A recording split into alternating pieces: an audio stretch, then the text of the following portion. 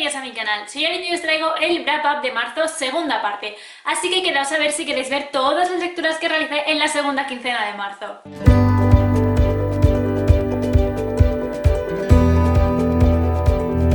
Este mes de marzo, a mitad de mes, decidí hacer ya un wrap up de la primera parte de lecturas porque llegó el día 15 y 16 de marzo y tenía un montón de libros ya completados y pensé que era mejor hacer un vídeo de esa primera parte y después ya hacer un vídeo cuando acabara el mes con el resto de lecturas. Así que si queréis ver las primeras lecturas de marzo, clicáis aquí arriba y ahí tenéis el vídeo con todas las lecturas que os digo de esa primera quincena. En la segunda quincena de marzo leí menos que en la primera. Los motivos fueron bastante diversos. Uno es que hice el reto de 24 horas leyendo, que os lo voy a dejar por aquí arriba también. En esas 24 horas leí bastantes libros y cuando acabé, aunque me apetecía seguir leyendo, decidí hacer un parón para poder asentar los libros que había conseguido leer en esas 24 horas y bueno, hacer otras cosas que tenía pendientes, como por ejemplo editar vídeos para YouTube, hacer cosas de la casa. También me puse al día con las series y demás porque ha salido Elite y la temporada es ¡wow! Así que bueno, en esta segunda quincena han sido menos libros, han sido 5 libros, pero la verdad es que son libros muy interesantes, así que quedaos a ver el vídeo y a ver qué os parece. Como siempre os digo, si hay algún libro que habéis leído,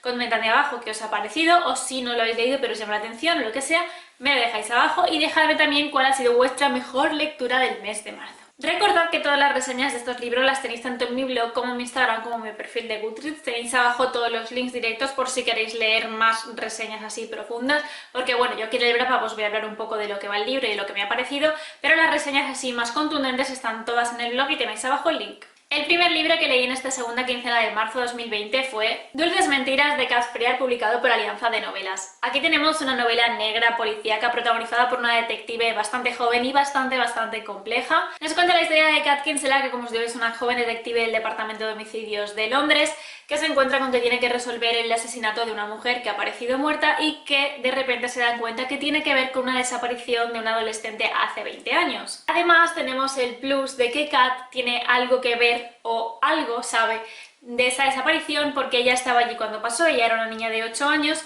y bueno, en esa desaparición ella se dio cuenta de que su padre mentía sobre el caso. No tenía mucho que ver, pero bueno, contó una mentira que a ella le generó muchos traumas, muchos problemas familiares y es parte esencial de esta novela porque por un lado tenemos la investigación policial de cómo van intentando resolver el asesinato, cómo lo van enlazando poco a poco con esa desaparición, todo el procedimiento, como os digo, de la investigación, de los policías, de cómo las pistas van saliendo poquito a poco.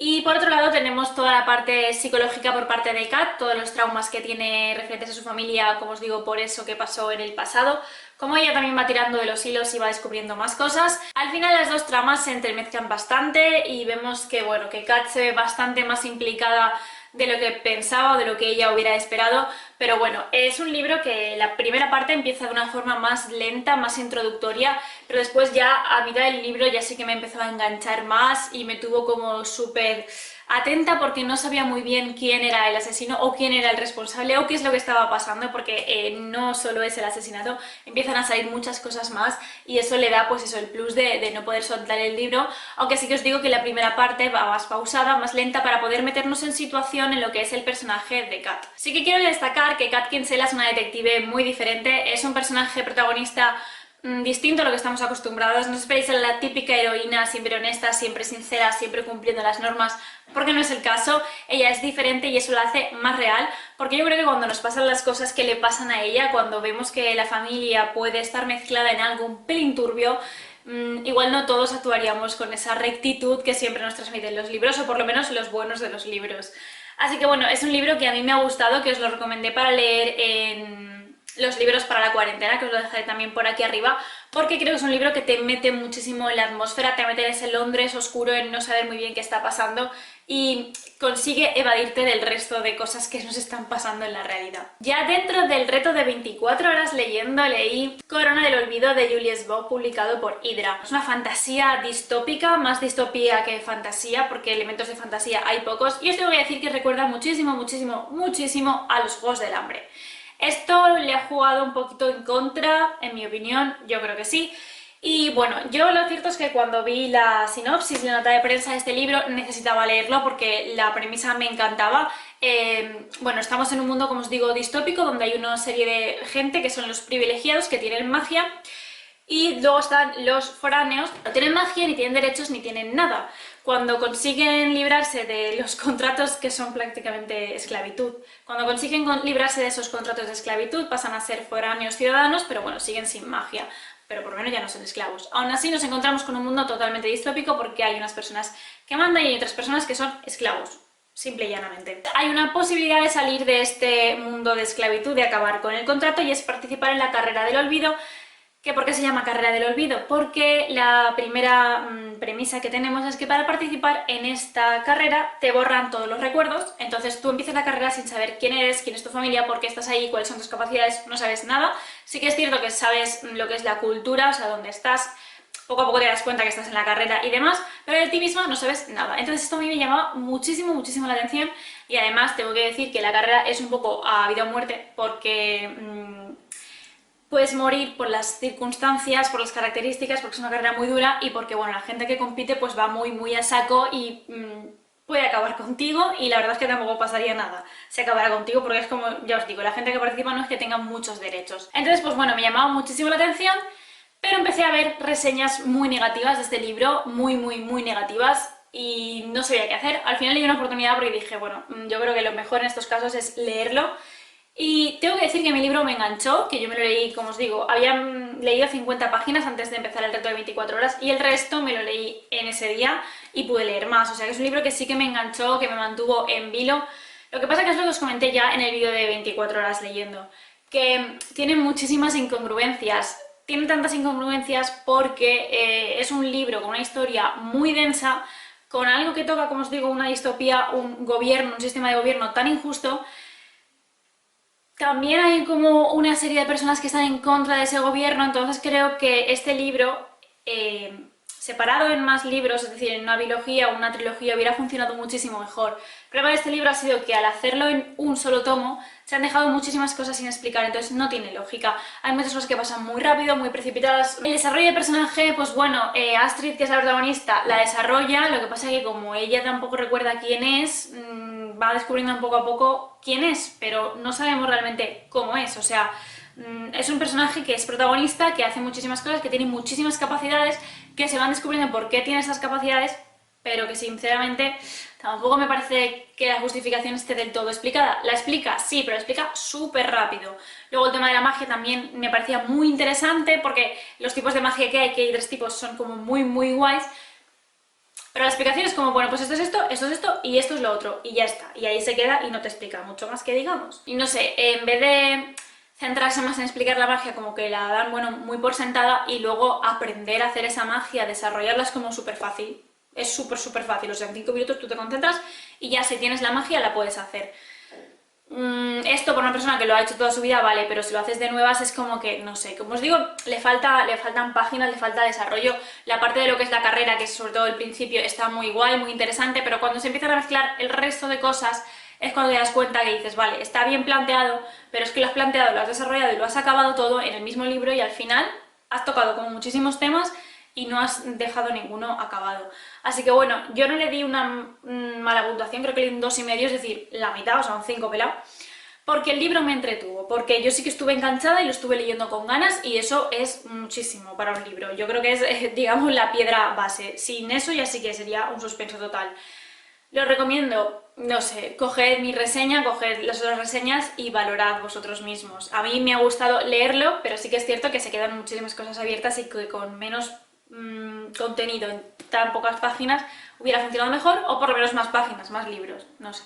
El siguiente libro que leí también fue durante el reto de 24 horas leyendo, y es El cuaderno de desafíos de Dash y Lily, de Rachel Cohn y David Levitan, publicado por Puck. Este libro es una novela romántica juvenil súper tierna, súper entrañable y la verdad es que bastante divertida. Estamos en Nueva York en Navidad, la ambientación de este libro es una maravilla, a mí me ha transportado por completo. Si lo hubieran leído en Navidad ya hubiera sido genial, pero si algún día hago un vídeo de libros para leer en Navidad, este va a estar ahí, porque os digo que la ambientación es de 10. Y bueno, nos encontramos con que Lily ha dejado un cuaderno escondido en una de sus librerías favoritas y lo encuentra Dash. Dash y Lily no se conocen, obviamente, y van a tardar bastante en conocerse, porque digamos que su relación empieza a través de este cuaderno de desafíos que ha dejado Lily. Lily en este cuaderno deja una serie de indicaciones para la persona que lo encuentre, si quiere jugar, si cumple los requisitos que ella ha puesto y si, por supuesto, si se atreve a empezar este juego. Así que bueno, Dash, que está pasando las navidades solo, que es un adolescente bastante inteligente, bastante gruñoncete también, no diría antisocial, pero sí, bueno, una persona diferente, por así decirlo, pero un ser maravilloso. O sea, a mí Dash me ha encantado, con sus cosas malas, como podía ser el mal humor, pero es que tampoco, es que no es malo, es que es maravilloso.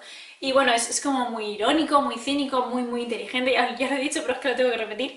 Y bueno, Dash dice, pues oye, voy a probar, a ver qué pasa, y nada, empieza a jugar con el cuaderno, empieza a seguir las instrucciones, se lo hace llegar a Lily, Lily sigue con el juego, y así es como, bueno, empiezan a conocerse, y se van realmente conociendo, realmente se van contando cosas que no le han contado a nadie más, y así poco a poco, sin darse cuenta, pues se van haciendo amigos y surge algo más. Y no os voy a contar nada más, ha sido un libro súper entrañable que me lo leí en nada, o sea, lo devoré porque, no sé, era tan bonito de leer, tan bonito ver cómo se iban conociendo y cómo se iban acercando poco a poco y no sé.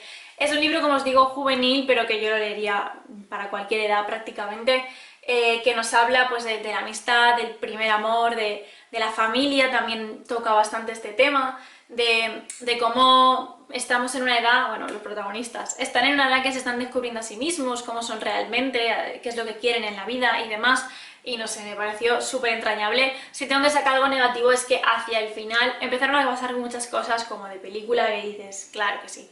Pero bueno, quitando esas cosas, esas ya parte del juego tan de película, el resto del libro es una maravilla, a mí me ha encantado. Sí que es verdad que no esperéis súper giros dramáticos porque no es el caso, es un libro muy sencillo, es muy sencillo tanto de leer como el argumento que nos está contando, pero no sé, a mí me gustó mucho pues eso, la paz que me transmitió este libro, que me reí también, que los personajes son maravillosos, sobre todo Dash, y no sé, me gustó mucho. El último libro que leí en el reto de 24 horas leyendo no es un libro y es el cómic del Doctor Who, Las muchas vidas del Doctor de Fandogamia.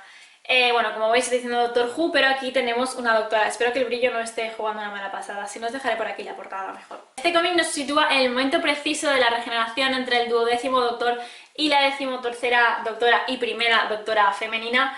Y bueno, va a ser un repaso de todos los doctores anteriores, ¿vale? De todas las regeneraciones anteriores. Y nos va a contar algunas historias de todos los doctores anteriores y de sus acompañantes. Nos va a llevar desde el primer doctor hasta los que conocemos más, como el 9º, el 10º, al que yo amo, el 11º y por supuesto el 12º antes de llegar a la 13ª. Y bueno, es un cómic súper precioso, o sea, yo creo que los fans del Doctor Who lo tenéis que leer sí o sí porque os va a emocionar, porque hacer un repaso por todos los doctores es maravilloso, pero es que encontrarse con algunos acompañantes, de verdad, yo lo estoy recordando, se me está poniendo la piel de gallina, me ha gustado muchísimo, el dibujo además, como siempre, es una pasada. Me ha gustado porque cada doctor tiene su propio color, su propio matiz en los dibujos que nos han presentado en este cómic. Y no sé, yo creo que ya os digo, si sois fans de Doctor Who lo tenéis que leer sí o sí, y si no sois fans de Doctor Who, no sé qué estáis esperando, pero bueno, este es un buen cómic para empezar porque nos va a hacer un repaso un poquito de todos los doctores anteriores y sobre todo de las personalidades que tienen, porque como os digo, el doctor es uno, pero su personalidad en cada regeneración cambia y eso es lo que hace esta serie tan maravillosa y a mí me ha encantado, de verdad, o sea, es que, uff, creo que es mi cómic favorito de los que tengo, bueno, no sé, pero de Doctor Who seguro, este es el que más me gusta. Y el último libro que leí en marzo de 2020 fue El olor de las flores secas de Marta Yancy. Os tengo que decir que ya leí a Marta Yancy el año pasado con Respira, que fue una de mis mejores lecturas del 2019. La forma de escribir de Marta me encantó, así que cuando supe que iba a publicar un thriller, ya le eché el ojo, dije esto lo tengo que leer sí o sí, y nada, lo he leído y lo he devorado, me ha gustado muchísimo. Como os digo, es un thriller policial. En este caso los protagonistas son la Brigada Basurto de la Guardia Civil y el Cabo Delicado, que acaba de entrar en la unidad y que va a estar un poco protegido por la brigada, que bueno, le va a enseñar un poco pues cómo se tiene que mover en lo que es la profesión, persiguiendo e intentando resolver asesinatos. No os quiero entrar mucho en lo que es la trama en sí del libro, porque creo que en un thriller si me meto mucho os puedo revelar muchos spoilers, pero bueno, sí que os puedo decir que en este caso tenemos un asesino en serie cuyas víctimas son mujeres embarazadas y sus hijos no nacidos. Es un libro que por las víctimas es bastante duro, os lo tengo que decir. Sí que es cierto que Marta no se ensaña muchísimo, no es un libro muy gore ni nada de eso, pero las víctimas son lo que son y esto, pues quieras que no, si eres sensible, pues te puede afectar un poco más. Pero bueno, creo que vale la pena leerlo porque es un thriller que te mantiene enganchada, porque también las partes de la Guardia Civil, de la Brigada Basurto, del Cabo y de los demás pertenecientes a su, digamos, unidad, tienen un toque muy guay, con algún punto así divertido de compañerismo, de aprendizaje, que está muy bien.